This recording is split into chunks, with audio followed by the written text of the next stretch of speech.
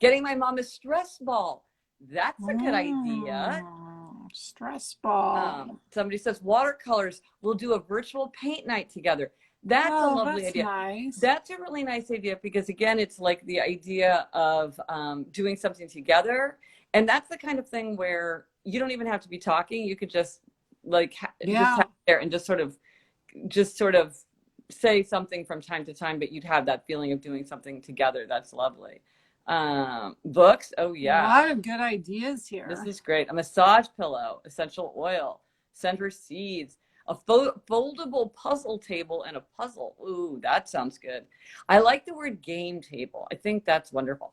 Anyway, it seems like a lot of people get their gold star for having met the challenge of planning ahead for Mother's Day. So now let's talk about this really fun idea. You and I both really got into this, try this at home, that was in the podcast episode that dropped today, which is to make lists to make memories. Yes, I love that idea. So the idea is one of our listeners made 3 lists. One was catchphrases from COVID-19 times. One was things she was grateful for. And then the third list was things she was grieving. And we should say this was a way to keep a journal. Instead of keeping a traditional journal, this is the way she's sort of memorializing the time. So it's an unconventional journal. Unconventional journal. And as you and I talked about it, we realized that just by making these lists, like certain words and phrases can bring so much back from a time. Yeah. And so should we go through some of the catchphrases? But for people who want to listen to the episode, I'll just note that it's episode 271. It just dropped today. And as always, if you're going to listen to the podcast, please rate, review, and subscribe so you're signed up to get them. And if you're just joining, it's me, Gretchen Rubin, with Elizabeth Kraft. We're the hosts of the Happier with Gretchen Rubin podcast. And we're talking about something from the episode today, which is to make lists to make memories. So yeah, let's give some... somebody says, remember jeans? Yeah. So the catchphrases can be either, things you said a lot or buzzwords from the time. The examples the listener gave were like social distancing. That's not a phrase any of us used before the last few months. Flattening the curve, antibodies, frontline workers, I think, is something that, although it's been used before, now it's so much in the zeitgeist. Ooh, this is one that I haven't heard. Safe 6. What's that? Safe 6. Oh, that's good. Funny. That's good. Oh, like PPE. That. Yeah, that was, a lot of people are saying PPE. That was on her list. Unprecedented. Spanish flu would be. Oh yeah. Oh my gosh. I keep mentioning the Spanish flu. Oh, great. Someone says I've never heard anyone say pivot so much. That's true. There's like the business buzzwords, which is like, resilient and, it's funny. My husband worked on the recovery from the Hurricane Sandy. And I was like, we should have a drinking game, which is anytime anybody says resilient, innovation, or there was one more, and it was like, that's all I ever heard anybody saying in his role. Real time. Yeah. Flatten the curve. Someone else said the Rona, and I have heard people call it the Rona. That's too cool for me. That's like what Jesus and Miro say. I can't say that. Zoom, of course. Oh yeah, Zoom. 6 feet apart instead of 6 feet under. Wow, I have not heard that one. And quarantining, of course, is a catchphrase. Oh, and the quarantini. Oh, and the quarantini. Normal. The new normal. I'm having fun making a list of the activities that we do now that we hadn't done before. So family walks, playing Ticket to Ride, which is a game that we've all started playing. Now, what was yours, Elizabeth? It has a funny name. Well, Papa Schadt? Papa Schadt. Yes, our family's been playing Papa Schadt, which is a basketball game. I don't even look it up. It's hard to describe. It's kind of a carnival game. Jack and Adam have been playing basketball. We've been, I guess one activity is like went and got takeout and then like eating it in the car, like a car picnic, I guess you could call it. Oh, I like car picnic. That's great. I think so much depends on the names things are given. It's like, let's eat takeout in our car is not fun. Car picnic, how fun is that? Oh, Gretchen, Somebody big said, activity, oh, sorry, is that someone just mentioned are drive-by birthdays. yes. That's huge. Ooh, and that didn't even exist before. That's an excellent one to put in there. Somebody said WFH for the abbreviation work from home. And I have to say, Yes. the first time I saw it, I had to look it up. I didn't know what it Me is. too. And of Me course, now too. we all know what it is. Oh, how many people's kids are playing Animal Crossing, or who's playing Animal Crossing themselves? We've downloaded it, but Jack hasn't played it. He's got to get in on this. Oh, Liza and Eleanor are just like, they're so into their Animal Crossing. I don't understand what they're talking about. There was something about the other day, but I have to get Jack in on that. Zoom happy hour is another activity. How many people have done a Zoom happy hour or a Zoom book club?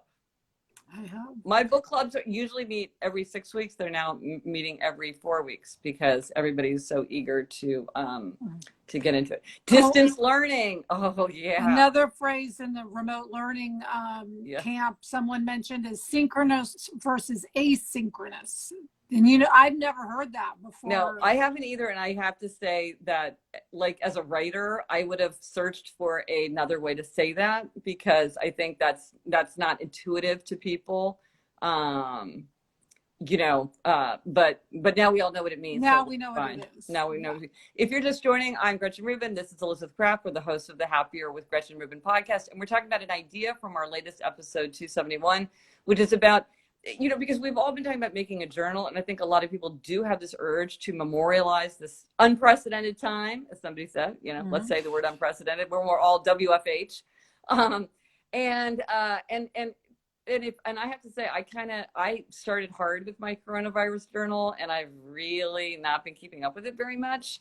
And this is a fun way to hold on to these memories, because just seeing the word, you know, Zoom will bring back this time for a long time. You know what's interesting, Gretchen, is mentioning that you're not keeping your journal as faithfully. Is I think that's because another phrase someone said, new normal. I mean, yes. I think it was easier to keep the journal when every day felt like, oh my God, what's happening? This is the most surreal moment of my life. Yes. But now it feels in many ways for us who are safer at home normal. Yes. Which is good in some ways because we're able to get in our routines and work better and all that, but also, you know, makes it harder to keep a journal because it doesn't feel that, and there's not that much to write about, frankly. Yeah, and also I think we had that kind of adrenaline rush as a culture when everybody was like figuring everything out, kind of getting everything set up, and and you're right, a lot of energy came from that adrenaline. It was very distracting. But so now, so I think that's good. But that's a good way to think about it. It's because I've sort of settled in, and that's why I'm not as, someone said, yes, Liz, that's probably why I slacked on a journal. Yes. By the way, someone says they never thought they would be using the phrase cute mask. Oh, yes. Yeah, I know. Right. You feel like that's like a whole thing of like people being creative with that. Toilet paper hoarding. Yeah, the toilet paper is definitely going to be kind of one of the, you know. Another thing that you could do that'd be a fun list. Like I think it was the New York Historical Society did an exhibit, because I think there's a book that's called like The History of New York City in 100 Objects or something like that, and it's like a bagel and a manhole cover and, you know, etc. And I think you could do that with something like this, where it's like toilet paper, face masks. You know, like if they're just whatever it would be, it's another way of kind of like pulling out those things. Gloves. Yeah. Hand sanitizer, all that stuff. Hot accessories of 2020. Yes. It is comical, I have to say, how everyone thought 2020, you know, 2020 vision, 2020 is the year, it's going to be my best year ever. I think everyone felt that way, and things have changed. What's funny with 2020 vision, I mean, the one thing that you can't see is around the corner. Yes. No, it's true. 2020 hindsight, I guess we should call it. Sweatpants. Yes. Oh, yes. And you could add a list of all the things canceled. Well, that list would be just like so insanely long. Yeah, and that's really in the grieving, what your grieving list. For me, Jack was going to go to camp this summer for the first time. I mean, look, I hope he still can, but I'm, you know, doubtful. And I would like, it was just going to be there was a lot of things in his life that were really going to be sort of expanding, you know, his reach, sort of him getting out of his comfort zone. And that I do really kind of grieve. But, you know, it is what it is, but we can still feel sad about it. Yeah. Yeah. Yeah. I mean, I think we can put it all in perspective and recognize, you know, everything that's happening, and then also acknowledge what it means for us on a personal level. Yeah, somebody says canceled things, 20 for 20 lists. Yes, that's a good thing. Some of them. Oh, so it says COVID-19, meaning the COVID-19, you know, instead of the freshman 15 or whatever. Here's a question, and I would just be curious to know, how many people have already listened to today's podcast? Because I'm always curious, like, how many people listen to it right away. Like Elizabeth, usually with Happier in Hollywood drops on Thursdays, and usually I listen to it right away because it's like right before I go for my morning walk. Oh, that's nice. And so it's like a little thing that I look forward to. But I'm always like, but then there are other podcasts that I don't listen to for weeks, you know, and I just don't get to them for whatever reason. So let me put a thumbs up. A lot of thumbs up. Thank you. That's good. Thank you. That's so nice. Oh, and so we had a wonderful conversation with Dan Harris too about meditation. Give us a thumbs up if you're intrigued by meditation or you've been trying to get back into meditation, because I think we wanted to have him on because so many people have kind of mentioned it in our exchanges as something that was either helping them or that they thought might help them if they could get themselves to do it. So Dan Harris is the author of 10% Happier, and he has the 10% Happier meditation app. So we had him on the podcast. Yeah. One thing I love about Dan, Gretchen, I think you respond to him as well, is that like he's not touchy-feely, new age. I mean, he's very of this world, of this time. He can be sarcastic and, you know, and he just the way he discussed how he's found if he tries to get his wife to meditate, it backfires. Yeah. Just the fact that he'll be open about that. Some people might not want to share that, you know, so I love that he's just very relatable.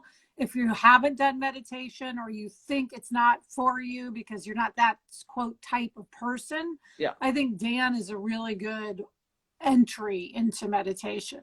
Yeah. And if you're intrigued by this, Dan has, like, if you go to the 10% Happier page, he's doing a live thing every day at 3 p.m. Eastern on YouTube. But I don't remember the URL for that, where it's like 5 minutes guided meditation, and then it's Q&A if people have meditation questions. So if you want to and he often has like meditation experts in addition to himself. So that's a really great thing. Now, somebody asked if I am meditating, and the answer is no, because I have tried it 2 good solid times. It was not a strategy that worked for me. It was not a tool that was benefiting me.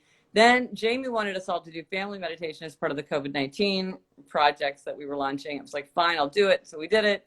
But then everybody dropped off, and my mantra for COVID-19 is put down the clipboard. So I put down the clipboard, so we haven't meditated since. That's the advantage of having somebody with a clipboard. And you know, and so I have to say, I feel like I've given it 2 solid tries, and I've talked to Dan about it many, many times. And he's been telling me that he thinks that I should try loving kindness meditation, that he thinks that would work better. So I will try that. And that's something where you sort of wish well to people in your life who you look up to, or who you love, or who you're neutral about, or who maybe you don't like in your life, right? Yeah. And that seemed very useful to me in terms of managing like bad feelings. Yeah, and it just there's many reasons why that could be a very valuable practice. My question is, did you try guided or not guided? Well, I've talked to Dan about this because I don't really understand like why guided. This is my upholder side. To me, guided doesn't really seem truly kind of within the rules set out by meditation. But then I did try guided, and I see why people like guided better, but I still feel like I'm just thinking about what the guided meditation is telling me to do. So I don't understand how that's achieving meditation, but this is like a whole thing about my issues with meditation, which is probably not interesting to anybody. This would take a weekend retreat at least. Well, somebody says try walking meditation. I have to say, for me, and this is something I'm going to talk about in my book about the body and the senses, I'm craving a different kind of mindful exercise, which is I want my mind to range. I want to like be thinking about things. I want to be off the leash.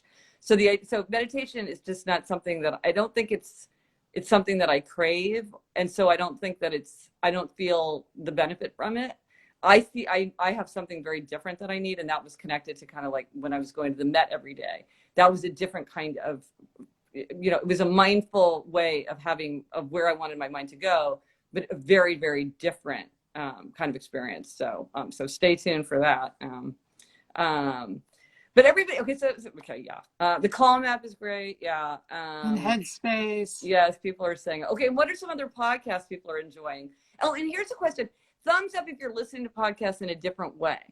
Because one thing that's interesting to us, listen, you used to listen to just giant numbers of podcasts because you all had all that insane commuting time. Yes.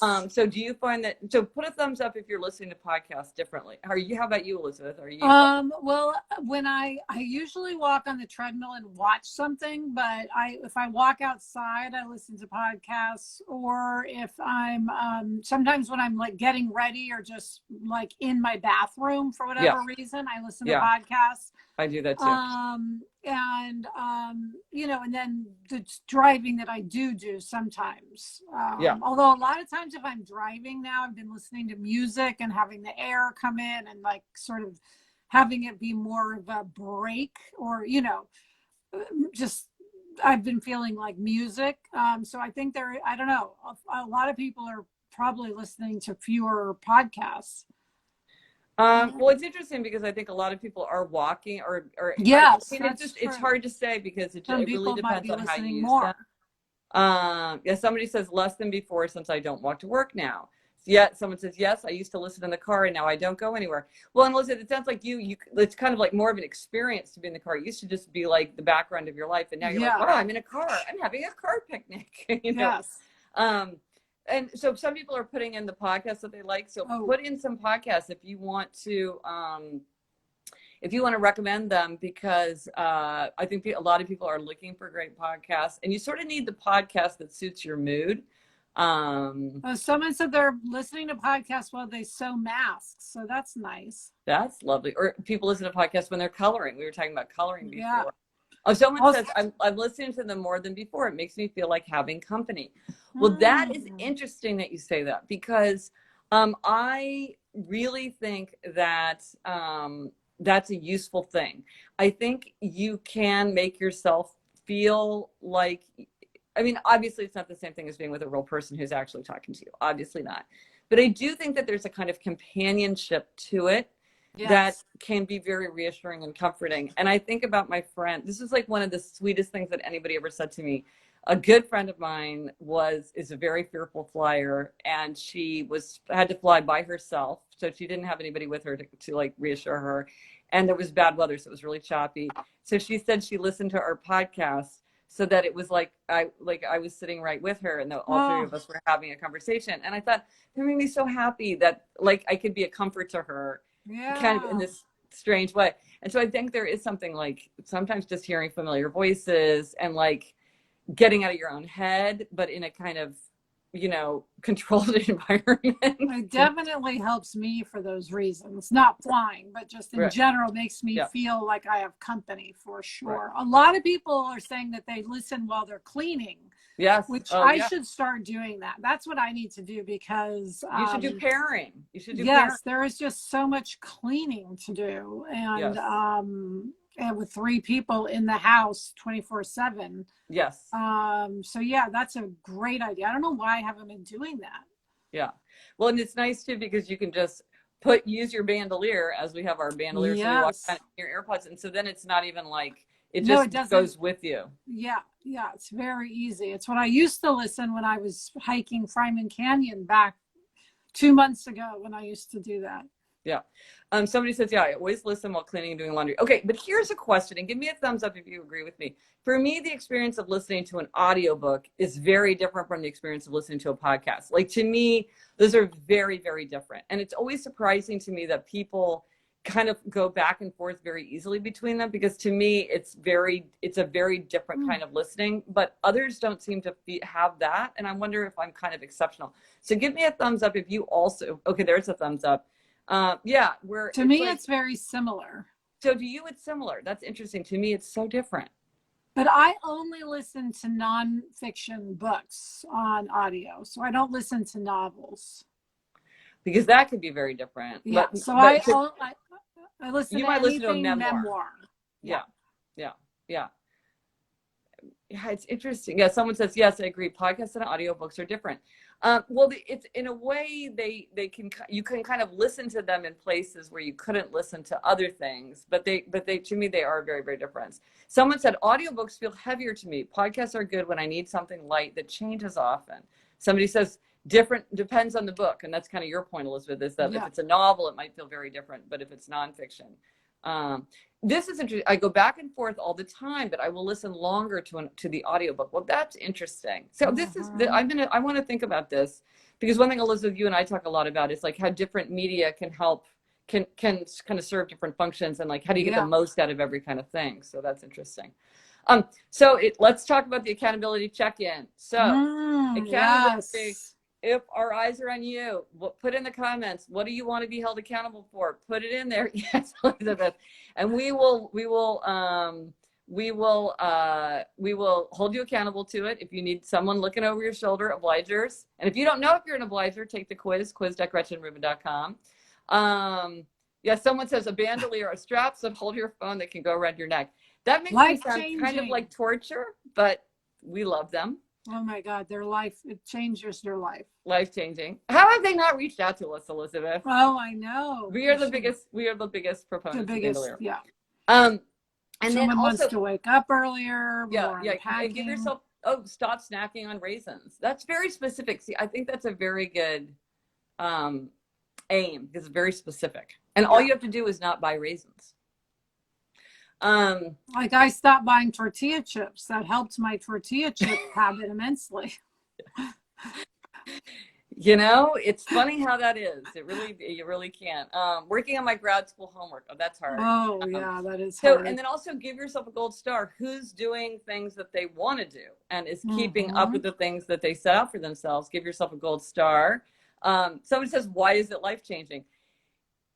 Because of the sad reason that we do need our phones with us at every second of every day, and having a bandolier makes it easier to achieve that dubious goal. Yes. Now, I will say it's less important now because we're not moving around as much. What we love is like you're in the airport and you don't ever have to worry about losing your phone, or you're out shopping. You're not going to put it down somewhere. Yeah. My fear is always I put it down on the counter to like pick something up and look at it, and then I walk away and somebody lifts it, and look at all these gold stars. Someone asked for accountability. Am I doing no alcohol April? Yes, I am. So it's now April 29th. So I only have till Friday is May 1st. So I can have wine on Friday. I've been doing it. I'm really glad I did it. I think it just helped me focus on, it helped me not be so indulgent in general, trying to accomplish something. I did it. Do you think it helped you because alcohol by its nature sort of lowers inhibitions, and so not being in that state made it easier to stick to things without even really trying harder? Or do you feel like it was sort of like because you were having this discipline there, you felt more disciplined generally? I think just having a goal, having a goal set for myself just made me feel more in control, more like I was taking action. It was just a good mental boost. And just also it was so tempting just to like be having wine constantly because there's so many Zooms and, happy hours. So I think it was just good for April to just not have any of it. And I was still Zooming, and I would just have Fresca instead. Yeah. But yes, it is also true that when you're actually drinking, that also actually makes you snack more in that moment. Also true. Yeah. Well, I think Elizabeth, I think we should talk. Yeah, someone says I need a bandolier since I'm wearing yoga pants without pockets. See, there you go. But Elizabeth, you're a big fan Mm, of yoga pants with pockets yes, for exactly what you. yes, I am. Uh, but Elizabeth, when you're done with the month, I think we should come back and talk about this more because I think Okay. I kind of forgot you haven't been making any kind of fuss about it, Yeah. or or patting yourself in the back. So I sort of forgotten you were doing it. I'm glad the listener reminded us, and so let's talk about it because I think people are intrigued by these kind of month-long challenges. In Better Than Before, my book about habit change, I talk a little bit about this kind of challenge and like how it can work, and then also how it can be tricky because sometimes people don't come off of it very well. So if anybody is interested in habit change in any way, Better Than Before kind of goes into all that stuff. Um, Yeah. yeah, somebody says in February, if Elizabeth said she was Zooming, I would think it meant something totally different. Oh, that's very funny. Back to What the would it first mean? topic, the list. Yeah, the buzzwords. Okay, so tomorrow I'm going to be talking about to Dan Chabel. He's going to be a guest, and he is a work expert and like a future of work expert. And so it's going to be really interesting to talk to him about kind of maybe some work issues. So be thinking of your questions. If you have a question about work or productivity or what he might think is good, the future is going to hold for work. He will be here tomorrow and we will be having a conversation. And then again on Friday, Elizabeth and I will be back for our Ask Us Anything Friday. Yes. All right. Okay. Let's keep our hands clean and our minds clear. Bye. Bye.